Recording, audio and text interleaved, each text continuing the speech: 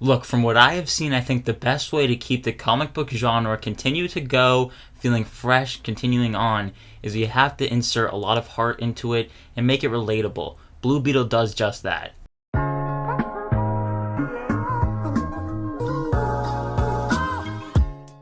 Now, I was never going to be particularly overly excited for a Blue Beetle movie because I wasn't really familiar with the character, who it even was, until the movie was announced, and then you learn a couple things here and there. But Xolo Maridueña leading the movie, the star of Cobra Kai, a show that I am a fan of, that got me interested. Plus the inherent idea of bringing a unfamiliar character, I would say, to the big screen, especially from the DC Comics, a Latino superhero, that's a cool idea. And what's even cooler about this movie is that it was supposed to go straight to streaming, but then executives and producers saw it and they thought that this is a better movie and one that shouldn't just get trashed on a streaming service. Unfortunately, like most straight to streaming movies do. And I'm so glad that they sent this one to theaters because this movie, it did surprise me. It's a lot of fun, and particularly a lot of fun for anyone a fan of the comic book genre, but also there's families in general. And I'll get more into my in-depth thoughts in a second, but before we do, be sure to hit that like and subscribe button if you enjoy the rest of this review, and comment down below what are your thoughts or expectations for Blue Beetle.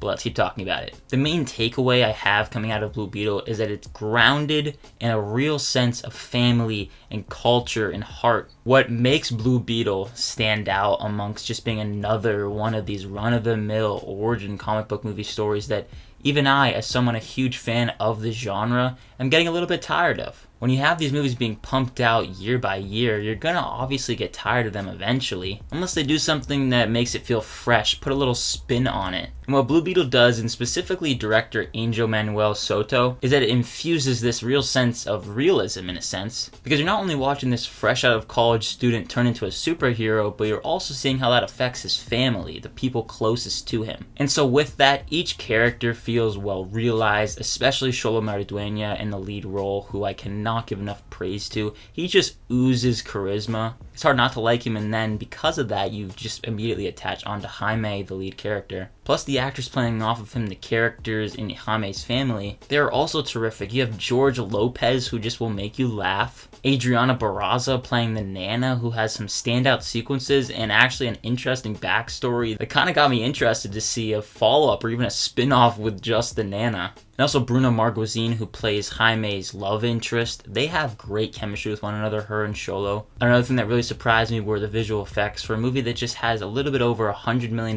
budget, which in terms of comic book movies isn't crazy, especially when you have these big team-up movies that do cost a lot of money. The fact that the visual effects here, it seems like they took a lot of time and dedication to them, the artists behind the scenes. Across the board, they were pretty damn great, aside from the third act that gets a little too CGI heavy, which is just a little bit of a nitpick, but really not many complaints there. There's also just a handful of thoroughly enjoyable sequences. The movie as a whole is a lot of fun. We have one sequence with Motley Crue's Kickstart My Heart that just will get your blood pumping and get you amped up. Lower stakes and intense action sequences that aren't too bombastic. A bit of mixed martial arts in there, close combat. All these things, including the emotional core of the movie, make it a movie that I would recommend. And luckily they are big enough standouts so you can overlook the things that aren't so great about it. Like the by-the-numbers story that is very predictable, doesn't do anything new for the genre, but I think for what this movie was going for, it was okay to have a by-the-numbers story. It didn't bring the movie down too much for me because of the actors and characters elevating it to another level. But unfortunately, the biggest issue with the characters I have is the villain, especially Susan Sarandon. Get rid of her entirely from the movie. She makes no stamp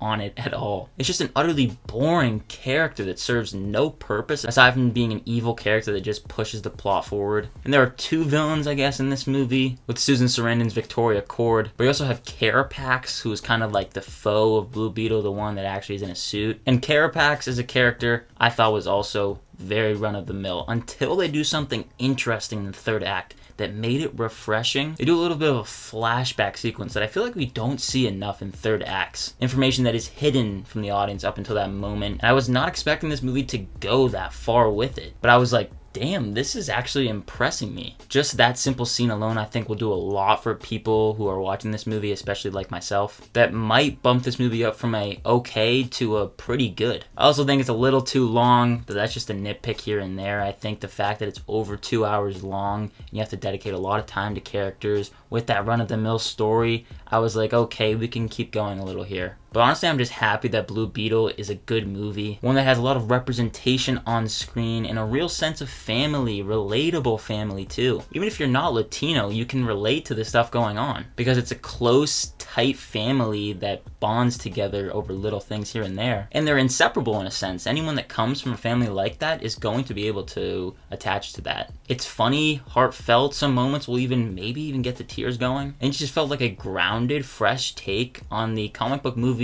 origin genre. It does feel tired out by now, but Blue Beetle, it impressed me. I'm gonna give Blue Beetle a B. Don't get me wrong, it's nothing extraordinary. I didn't love it, but in terms of a movie that if I had to rewatch it one day, I would not be opposed to that at all. But what are your thoughts on Blue Beetle? Be sure to let me know down below in the comments. I want to thank you so much for watching this review, and again, if you did enjoy it, be sure to hit that like and subscribe button, as well as that notification bell so you don't miss any further videos. And as always, look forward to more videos and reviews coming soon. My name is Ben, people call me Meter, and I'll see you guys in the next one.